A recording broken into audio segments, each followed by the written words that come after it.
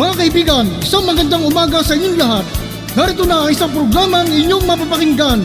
Hatid sa inyo ni Mel Elizalde, batikang broadcast journalist, sa kanyang pagtalakay sa mga napapanahong balita sa loob at labas ng ating bansa.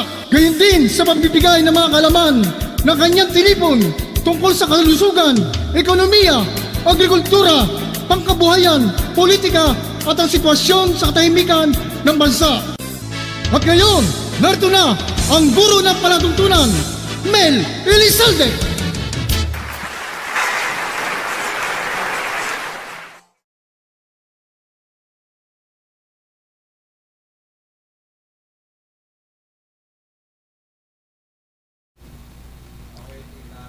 Magandang hapon po sa inyong lahat, mga minamahal naming taga-subaybay.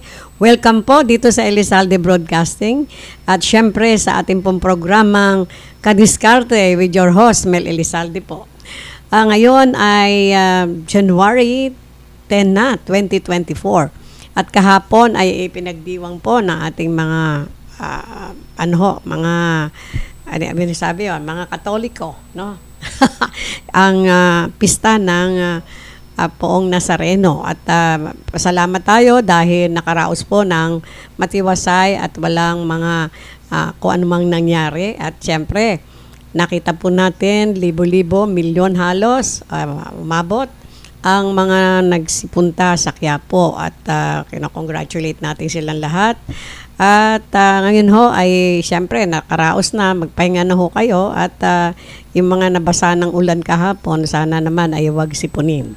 So ngayong araw siyempre pagpapatuloy po natin yung mga tips on how to fail this 2024 kasi yan ho lahat ang aim ng sangkatauhan, di po ba? Kasi yung mga nakaraang taon, ang gusto ng bawat isa sa atin, hindi lang ng mga Pilipino, lahat ng mamamayan, ay mapagbuti. Hindi ba? Mapagbuti ang buhay nitong bagong kapapasok na taon.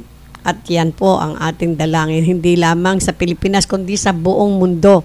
At ang dalangin natin ay maging matiwasay, malusog, at kaaya-aya, at siyempre maginhawa ang lahat ng mamamayan sa daigdig, hindi lamang sa ating bansa. So yan po ang ating pag-uusapan, tips number 5 and number 6 on how to fail this 2024 sapagkat nung nakaraan ang ating pong tinalakay ay yung tips number 3 and tips number 4. Kung naalala nyo po yung embrace vulnerability and develop grit. No? Yun o, kung naalala nyo. Kaya ngayon, ipagpapatuloy po natin itong 10 lessons on how to fail ni walang iba kundi by Elizabeth Day, isang English novelist, journalist at isa rin po siyang matagumpay na broadcaster. So nandito na po tayo sa number 5. Learn from mistakes. Ayan, yan ho yata yung kinabubushitan o ayaw tanggapin ng mga tao kapag siya nagkamali, no? May mga tao pong ganun parang wala lang, ayaw tanggapin at hindi lang yon. Sabi nga ho, eto nga may kasabihan ho tayo tao lang nagkakamali. O nga po, tama yon. Anong gagawin mo pag nagkamali ka? Ikaw ba ay malulungkot? Magrereklamo? Magtuturo? Maninisi? Ito kasi may kasalanan, anak ng baka, parang gano'n, madidepress at syempre mawawalan daw ng pag-asa. Yan po ang hindi natin dapat naisipin at gawin, no? Para hindi ho tayo talaga malugmok at hindi tayo maging isang talunan. Gusto nyo ba maging talunan? Ayaw. Di po ba? Gusto natin lahat tayo maging matagumpay. So, yan ho ang ating pag-uusapan. Pagka tayo nagkakamali, yung mga nararamdaman natin, malungkot. Aba, wag mo kayo malungkot. Lahat ho tayo nagkakamali. Sino rito hindi nagkamali? Taas ang paa. Ang kamay. Ayun, si Mr. Chot Velasquez, ang ating magaling na sociologist, hindi raw nagkamali, no? Pero yan ho ang nagpapaliwanag nga. Napakaganda ng mga paliliwanag. Pero bago tayo magpatuloy, gusto pong batiin ang mga sumusubaybay sa atin. Si Justin Gatox Pekiro, Asi, Pasig City. Thank you so much for listening. And of course, Mr. Jerry E. Games, ang ating pong pinagpipitagan ng magiging konsehal ho yan ng Manila, no?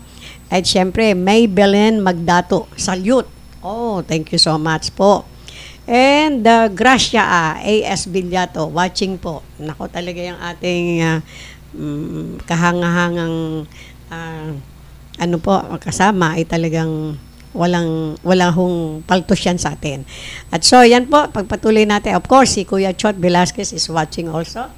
And yan ho, talakayin na natin muli itong number 5, learn from mistakes. Sabi nga, ang unang nadarama, nalulungkot. Yan, nalulungkot. Huwag sabi nga malungkot eh. Ang lahat po ng bagay, pag dinaan po natin sa lungkot, tapos tayo. Hindi tayo magtatagumpay, no? Cheer up, no? Talagang gano'n. Sabi nga lang, tao lang, nagkakamali. So, kailangan, no, busisiin natin. Saan pa tayo nagkamali? Imbis na tayo yung malungkot. So, ano pa? Ano pa yung feeling ng mga nararamdaman natin? Reklamo. Hirap kasi. Di ba? Yung mga ganon. Hirap kasi. Puro kasi na lang. Huwag ko kayong magreklamo. Kasi ang mabuhay po sa mundo ay puno na at akibat. Ang akibat po nito ay mga problema. Sinasabi ko nga po madalas, ano ang gusto nyo? Walang problema? 6 feet below the ground o may problema? Alam niyo po, kahit na anong lungkot o problema sa buhay, masarap pa rin mabuhay. Nakikita natin ang kagandahan ng daigdig. Nakakasama natin ang ating mga mahal sa buhay. Nakakapanood tayo ng mga gusto nating pelikula at nakakarinig ng mga nakakabwisit, nakakatawa at kung ano-ano pa, di ba? Pag tayo po ay 6 feet below the ground na, tahimik, wala na tayong alam, di po ba? Para tayong isang tulog na kailanman, siyempre, kailanman di na magigising. Pero pag dumating ang paghuhukom, no, may kasamang no? Tayo ay, kung gugustuhin ng Panginoon, nakasama tayo sa listahan, na muli tayong bubuhayin, swerte tayo. So, that depends on how we live on this earth, di po ba? Kaya pagbutihin ho natin. So, ano pa? Ano pa yung mga nararamdaman? Nagtuturo. Okay, magtuturo. Baka maputulan kayong daliri, no? Ano ibig sabihin ng nagtuturo? Kasi siya yung may kasalanan. Siya yung dapat matagumpay ako, pero ganito ginawa niya. But don't blame others for what you did, no? Kayo ang may kasalanan kung bakit kayo ay hindi naging matagumpay. I just read this morning, yung post ng isang naging kakilala ko po, no? Isa siyang dating matagumpay na seaman, nakalibot kung saan-saan daigdig, no? Siyempre, alam natin, pag ang seaman ay nakalibot sa kung saan-saan daigdig, siyempre, nagkaroon ng pera yan. At terrible, malaking lalaking mataas, bakas pa sa kanyang mukha, na medyo may itsura siya, no? Nung alaw, kasi gabi na ngayon. Joke lang yun, pinapatawa ko lang siya, no? Ngayon ho ay kalungkot-lungkot at sangayon sa kanyang pinost kaninang umaga gayata o kagabi, kakaawa ho sinabi niya na parang gusto na raw niyang magpakamatay. Sumalosep, wag mong gagawin yan. Pag sa tingnig ng kanong mga tao, ang laki mong tao, ang laki pa ng katawan, mamumutawi sa iyong bibig na gusto mong magpakamatay dahil daw po siya ay nalulungkot dahil nawalan siya ng pamilya, iniwanan siya ng kanyang asawa, hindi na siya nire-recognize sa kanyang mga anak. Marami pong ganyan Pero ito po ang inyong tandaan. Huwag kayong manisi. Marahil meron po kayong pagkukulang, no? Kung inyo pong sinubaybayan ng inyong pamilya ng maayos, hindi nila kayo tatalikuran. I'm sure of that, no? Mas maganda ho na yung mga nakaraan na inyong pagkukulang, huwag nyo nang balikan. At kung babalikan nyo man po, be sure na makakakuha kayo ng mga magagandang positive, hindi na negative. Gagawin nyo yung mga negative na nangyari sa inyo, gagawin yung positibo. Pero teka muna ho, yung aking parang anak-anakan dito, si June Bombay. Hello po, watching from Marikina. More power po sa kadiskarte, Tita Mel. Tita Mel Elizalde, God bless po. Thank you, anak. Thank you. Likewise, salamat sa iyo, June Bombay. Ang balita ko, dadalawin mo ako rito. Bilisan mo, ha? Iniaantay kita.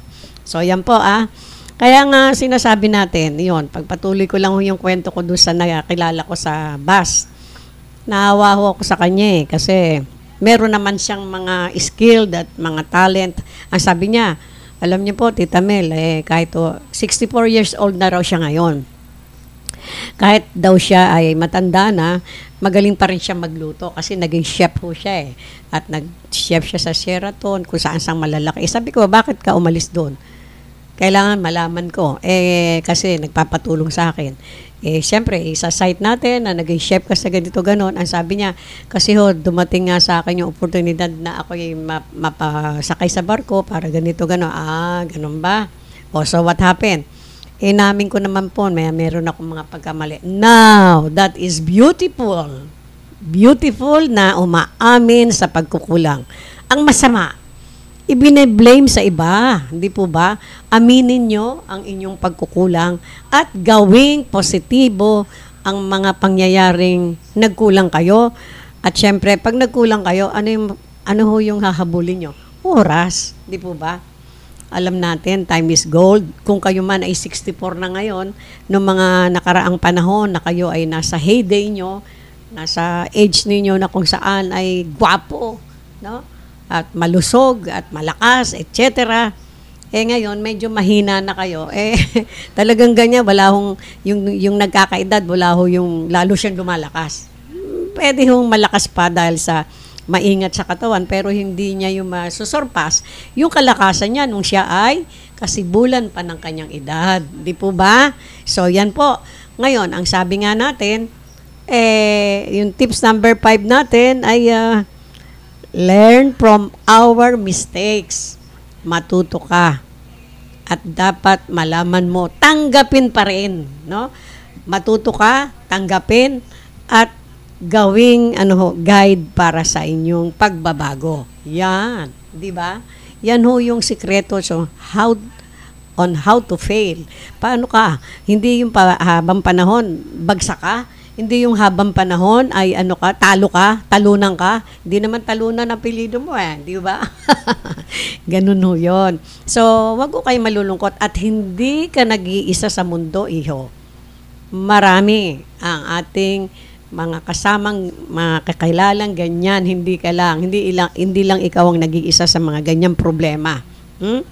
Kaya wag kang malungkot, marami kang kasama dyan. Kaya lang, kayo ay magkarerahan para paano mo maitutuwid para pag nagkita-kits kayo ng mga kapareho mong buhay. Alam nyo, dito sa mundo, sa dami buhon ng tao, merong mga magkakamuka, magkakapareha ng kanilang mga experiences.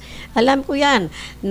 Naintindihan ko po kasi nung ako'y nasa malayong lugar, marami nagsasabi sa akin, Tita Mel, kahawig mo yung ganito ganon. Kapareho sa muka, no? Tita Mel, kahawig mo yung ganito ganon. Maraming kapareha sa ugali, sa pagmumuka, no? Sa asal.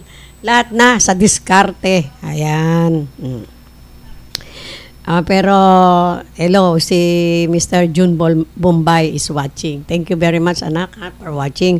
Medyo nagkakaroon tayo ng problema sa internet, no? So,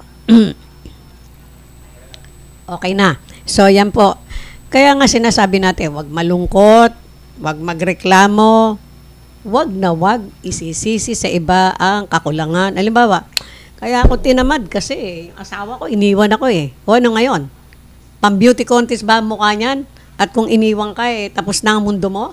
Wag ho kayong ganyan. At ang katotohanan, ipinanganak tayong nag-iisa kahit may kakambal ka, hindi kayo sabay lumabas. By seconds or by minutes, kayo? Kaya pangatawanan natin na kaya nating tumayo sa ating sarili. Without those people na minahal natin. Alam nyo, itong masakit sa buhay sa mundo Kung sino pa yung minahal mo, siya pa yung magbibigay ng sakit sa puso mo na pinakamasakit. yan o, tanggapin natin yan. Di po ba? Bibigyan ka ng, mahal na mahal mo yung anak mo. Yan pa nagbigay ng consummation sa'yo. No? Minahal mo yung asawa mo. Nang ibang bahay, anak ng baka. Marami po yung ganon, di ba? So, we learn. No? At syempre, tanggapin natin. Pag hindi natin tinanggap, Mr. Talunan ang ating apelido. Di ba? Ganyan. So, yun nga, wag ma-depress, wag mawala ng pag-asa sa bawat mulat po ng ating mata tuwing umaga. Tignan natin ang napakagandang araw at binigyan niya tayo muli, namulat tayo muli, nakakatayo, nakakain ng almusal. Ibig sabihin, binigyan niya tayo ng another day again. Kaya yan lamang po, maganda ng pasasalamat no? At dahil kung tayo'y patay na, wala tayong magagawa, wala nang sisihan dyan. Wala na tayong pagsisisihan dahil hindi na natin alam yon. So, hanggang nandito po tayo sa mundo at nakikita po natin ang ating mga kagandahang nilalasap. Yun lamang pong hangin Walang nagpapasalamat dyan. Libre yan. Pumunta kayo sa ospital. Bigyan kayo ng oxygen. May bayad ho yun. Libo yun. Di ba? Samantalang ang bigay ng Panginoon na libreng hangin. Nilalanghap natin. Meron mo ba tang nakakaalala dyan? Kakaunti po. So, hindi po ba ang hangin ang nagbibigay, isa sa mga nagbibigay sa atin ng buhay? O, pasalamatan ho natin ang Panginoon. Puro libre na lang ang binibigay niya sa atin. Una, libreng buhay. O, paano mabuhay? Libreng hangin. O, yung mga, nakita nyo, yung mga ibon sa himpapawid, hindi nagtatrabaho yan. Ano pat ang mga ibon sa himpapawid, binibigyang pagpapala ng Panginoon. How much more na tayong tao na kanyang kinreate? Na number 1, di po ba sa puso niya? O kaya wag mo kayang malungkot. Talagang ganyan. Ay ako rin. Sino ba rito walang problema? Taas ang kamay. Mayabang yan. Pag walang problema, di po ba? Ganun talaga. Pero tawanan mo nga ang iyong problema. Pero wag mo yung sobra, baka mapunta tayo sa Mandaluyong kanan. Di ba?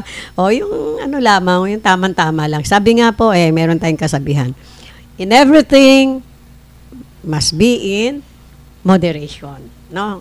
Yung tamang-tama lang.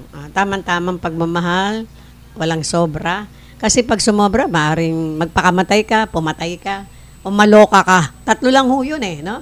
I can't forget that, na the 3 things na talagang nasa utak ko yan. Kasi I have been in a lot of, sad experiences, but then, dahil sa Panginoon, binigyan niya ako ng lakas ng loob at magandang pagtingin sa buhay, still, nandito pa rin po ang inyong kadiskarte, no? Talagang ganyan, no? Diskarte lang, di po ba? At pananalig, siyempre, pananalig sa Diyos at diskarte. Huwag po tayong manalig sa ating sariling kakayahan. Manalig po tayo doon sa Diyos at tayo'y kanyang gagabayan.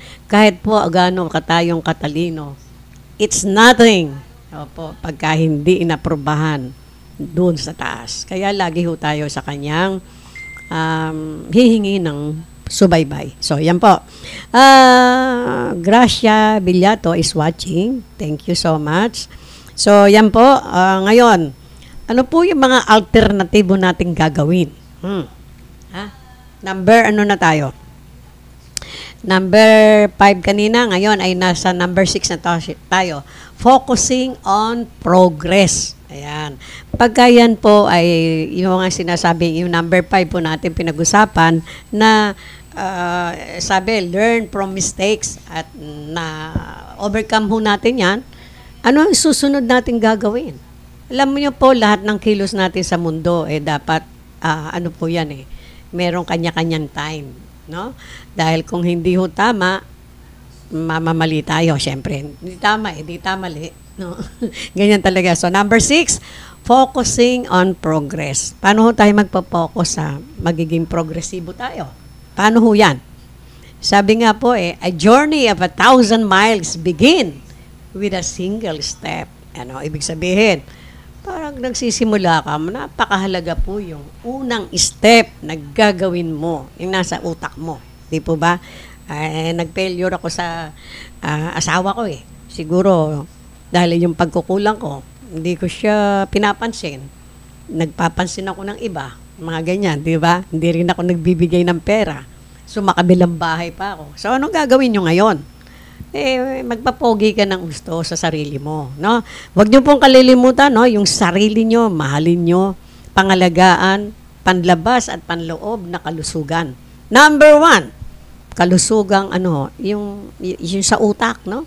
Kailangan malusog kayo emotionally, physically, mentally, lahat ng no? Yan, gagawin nyo yan, no? Yan ang unang step nyo. So, magsisimula ka sa mula uno na naman. Naalala nyo ba nung inyong kabataan? Yung pagkakamali nyo na yan, sumakabilang bahay ka nga, Tapos ngayon, sinasabi mo, iniwan ako.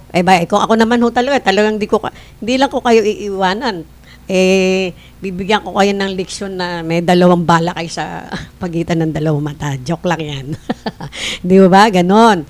O, kaya ngayon, wala na yun Yun ang isipin yun, tapos na yun. Tapos na yung bahagi na yun. Ang mabuti, umisip ka, magpapogi ka. May tsura ka pa naman di ba?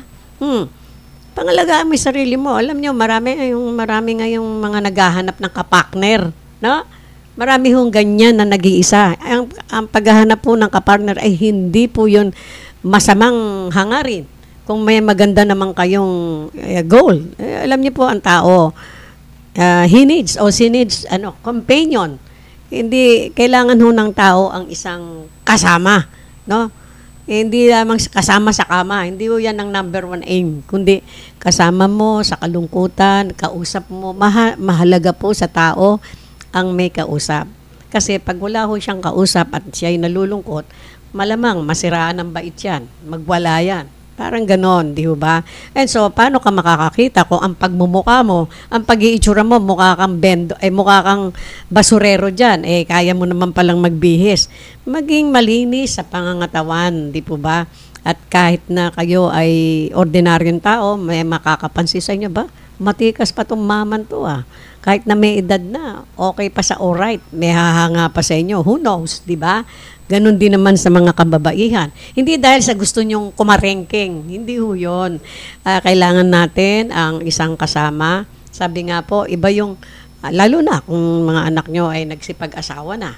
Tatanda rin ho kayo, malalaman nyo yung kung anong ibig sabihin niya. Alam nyo, sa ibang bansa, lalo na sa Amerika, yung mga nasa home for the aged, kasi alam nyo po, yung matatanda ron na sa totoo lang, pag tumanda na sila, hindi obligasyon ng kanilang mga anak na patirahin sila sa kanilang bahay. Kahit no sa tatlo yung kwarto nila doon na walang natutulog. Hindi ho ganun sila. Hindi ka mukha dito sa atin na minamahal natin ating mga matatanda, kinakalinga natin. Doon po hindi. Kasi while they are still working and young, yung a portion of their salary, namimili na sila kung saang convalescence home sila pupunta. Doon, ganun ho yun. So, sa convalescence home po, sa home for the aged, ay alam niyo po ba, mga nagpupunta ron, nasa line of 8, 9, 7, ganyan, 6. Doon ho sila nakakatagpo ng mga kapareha. Sapagkat, yung malungkot ang buhay nila doon Although, kumpleto sila ng mga, mga facilities, nanonood sila ng television, nakipag-chat sila, pero iba po yung hinahanap nila siyempre yung kanilang mga anak. Minsan, kung di nyo po naitatanong, nakapagtrabaho ko sa home for the aged when I was still young. During that time, naawa po ako sa mga matatanda. Sabi niya sa akin, honey, please bring home with you. Bring me home. Daling ko daw siya kasama sa aking bahay. Sabi ko, why? Don't you have a son or a daughter? Hindi na raw kasi wala na daw sa kanyang dumadalaw. You see, that's how ang kanilang kabuhayan doon, samantalang dito kinakalinga tayo. At any rate, ayan po, pinakikita ko lang sa inyo kasi yung kalungkot-lungkot na mga kalagayan ng mga tao. At hindi lang po kayo. Yun, talagang mga line of 8 na, line of 7. Pero, minsan ho, nakakapag-asawa pa sila. Hindi ho sa isang bagay na iniisip natin, hindi po yon companionship. At nagiging masaya sila. Yan lang po yon. Ngayon, katulad nitong kaibigan na nakakilala ko, si Ray ba pangalan yan?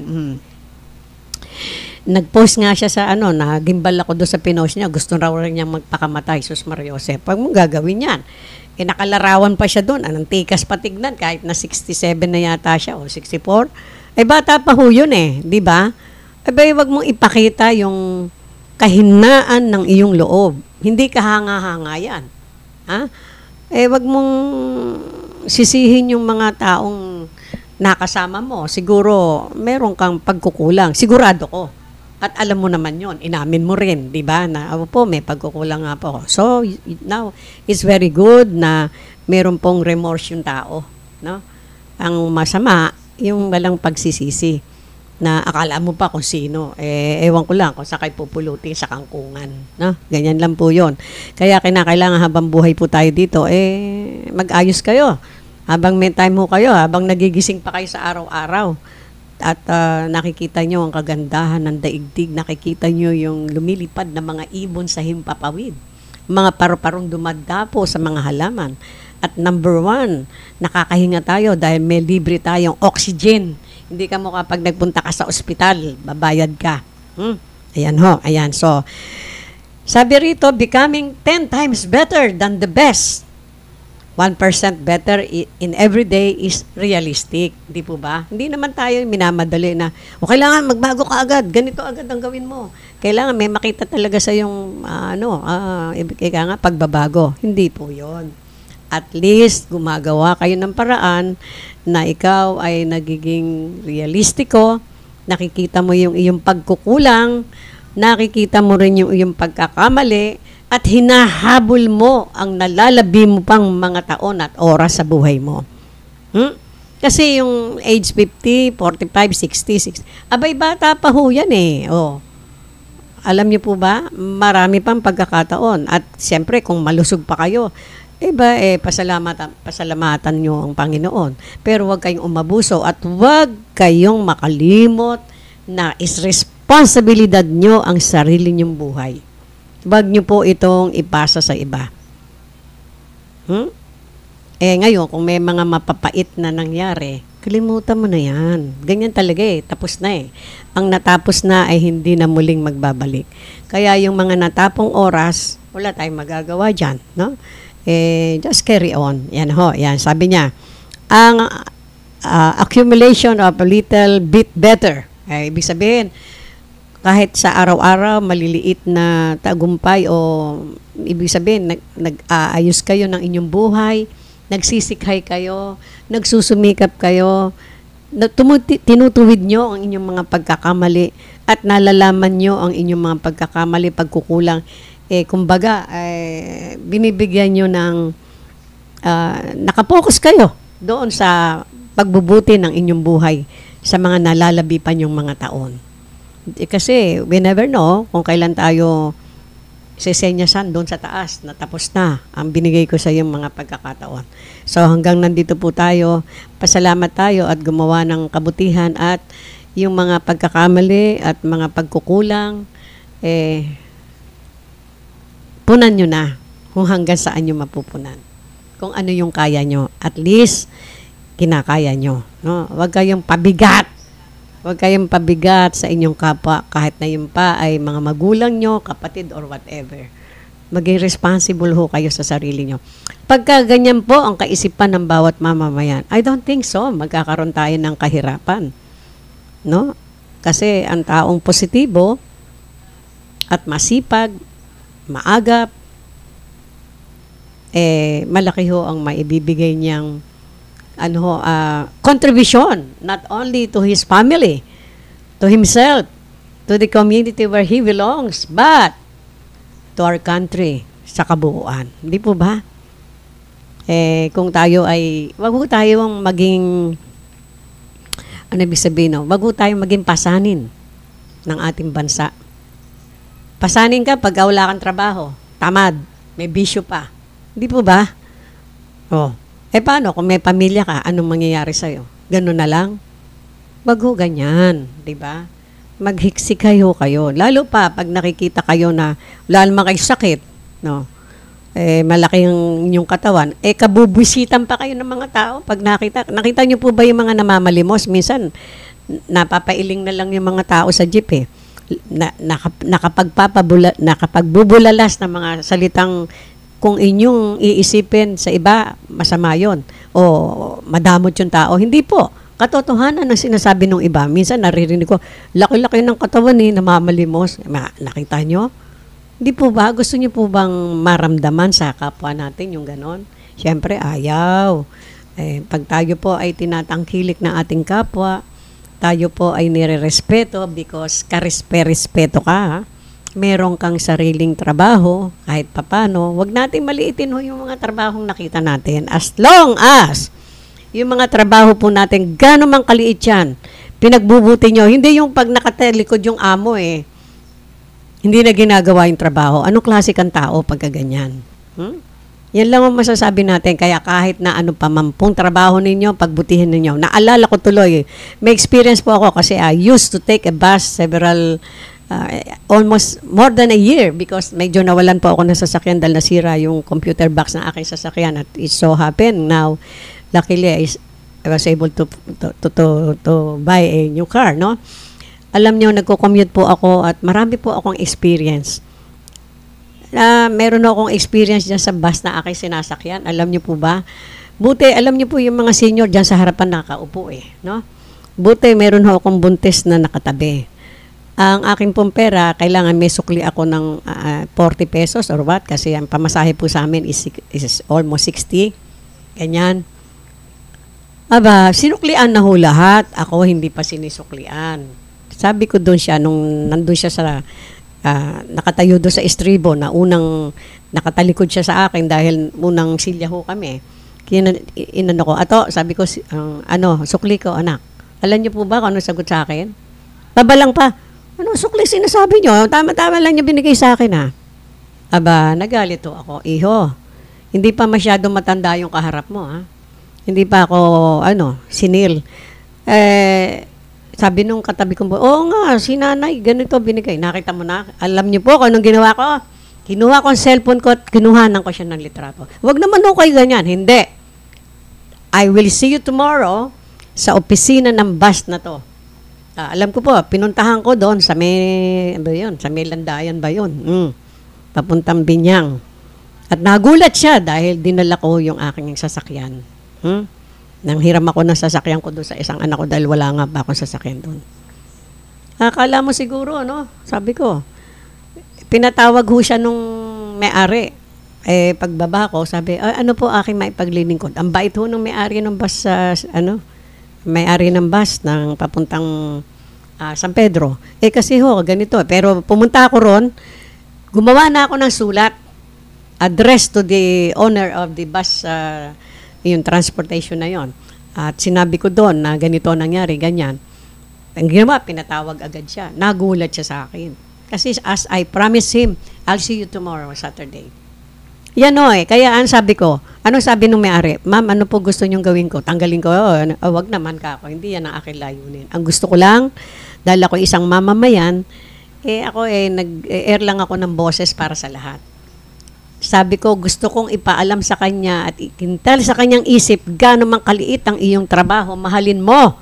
Dahil yan ang nagbibigay sa iyo para makakain ka.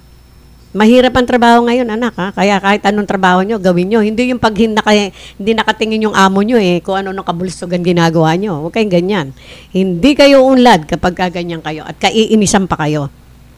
Yung mga mayayabang dyan, na dati-dati somebody raw, tapos bandang huli, natutulog na lang sa karsada. Tapos nagkaroon ng binigyan ng pagkakataon, mayabang pa. Wag ho kayo ganyan, di ba? Kaya inisan po kayo. O sabi po ni Miss Gracia A.S. Villato, yes po tita, kasi po sa buhay wala pong rewind. Pero pwede pong mag-reset, refocus at mag-restart sa buhay to be successful. Wow, very nice. Napakaganda ng sinabi ni Miss Villato. Totoo, walang rewind. Pwede pong mag-reset, mag-refocus at mag-restart sa buhay to become successful. Very, very good. Thank you very much for that very nice suggestion, Miss Gracia E. Villato. Maraming salamat po sa inyong mga pagsubaybay, mga minamahal naming taga-subaybay. At syempre, kami po ay masaya kapag ganito pong maraming nagre-react sa atin. It means to say na pinakikinggan nyo po at sinusubaybayan ang ating programa. Hindi lamang po yung programa ng inyong lingkod, kundi lahat po ng programa dito sa ating Elizalde Broadcasting. At syempre, ang ating pong mga kaibigan na laging nandyan, si Miss Eunice Abanto and Miss Emily Molo, magbabalik siguro ho sila sa atin ng Teacher Talks very soon. Of course, si Engineer Villarosa, Edwina Villarosa and her sister Isa Cruz. Isa Renisa Cruz, no? At ang ating mabait at parang anak ko na kaibigan din nila, walang iba kundi si Cici Lemberger Huego. And of course, yung kaibigan natin, na kaibigan ni Miss Cici Lemberger, walang iba kundi si Miss Jonathan, who is, Chona Cam, I'm sorry. Miss Chona Cam, kumusta ka na anak dyan? Please take care of yourself. Kasi matapang na bata ito eh. Kasi brilliant, no? And we're looking forward for your coming back to our country, no? At namimiss ka na namin. Namimiss ka na ni Chot, no? Lalo na ako, syempre, no, she's like a daughter to me, napakabait na bata, although matagumpay sa buhay, at the same time, brilliant din. Ikaw ay dangal ng mga Pilipino, no? Kasi graduate po siya ng Philippine Science High School, at saka UP, no? Siya po ngayon ay nagbe-venture sa ibang bansa. Kababaeng tao pero malakas ang loob dahil yun nga po marunong. At syempre, speaking of UP and other yung mga kilalang universidad dito sa atin, pag kayo po ay naging estudyante ng mga katulad ng Ateneo, etc., UP, well, we're very proud. Isa dun sa mga estudyante na yan, na yung isa kong apo, na anak ng aking bunsong anak, na si Cheche. Ang apo ko na kumukuha ho ng isang magandang kurso. Ano ba yun? European history yata, no? Ang kanyang course, no? Yung aking apo na si Wesley Elizalde. I'm so proud of them. Lahat po halos ng apo ko magagaling. Kaya nga, sabi nga, ang lahat ng matagumpay na mga estudyante, mga batang nagsikhay sa buhay, ay napakamagandang dekorasyon sa kanilang mga magulang.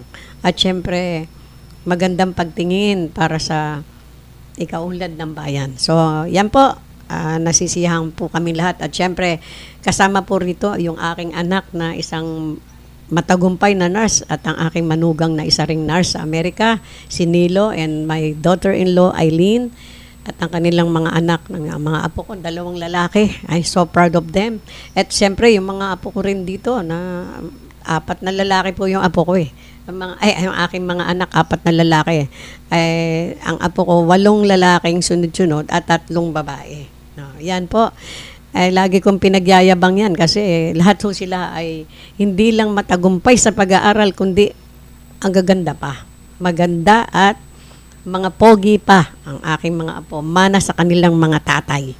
Ang tatay ho nila yung mga anak ko. Yan o, So, yan po, hanggang sa muli, mga minamahal kong taga-subaybay. Please don't forget to like us, share us, follow us, and subscribe us sa ating pong YouTube channel, sa ating pong Facebook channel, sa Elizalde Broadcasting. At isa pa po, ito, nakakalimutan ko, ang aking pong lubos na pasasalamat sa ating heaven sent sa atin, ang batang ito na kasama natin. Siya lahat ang gumagawa dito sa ating studio, ang pinakamagaling na Filipino socialist. Ano tawag doon? Sociologist. Ayan, walang iba kundi si Mr. Precious Chot Velasquez. Maraming salamat doon sa nagpakilala sa akin, no? At nung una, kasi sabi nila, masyado raw maraming iniisip itong batang ito.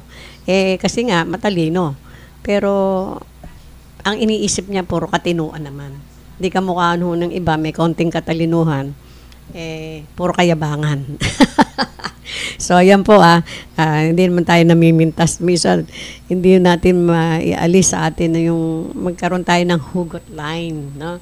Natural lang ho yun sa isang tao. But then, talagang ganyan, Sabi nga, lagi tayong we have to forgive people na sinaktan tayo. Talagang ganyan. Diba?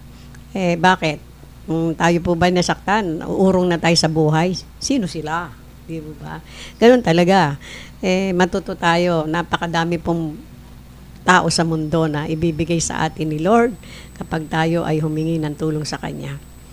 Huwag po tayong matatakot na mawawalan tayo ng kasama. Bibigay niya sa atin sa tamang time, in His time po. Yan po. So maraming salamat sa inyo, mga minamahal kong taga-subaybay. Yun nga, please don't forget to follow us, share us, and subscribe us sa ating pong YouTube channel and Facebook channel sa Elizalde Broadcasting. And don't forget, I always say, I love you all. Bye-bye.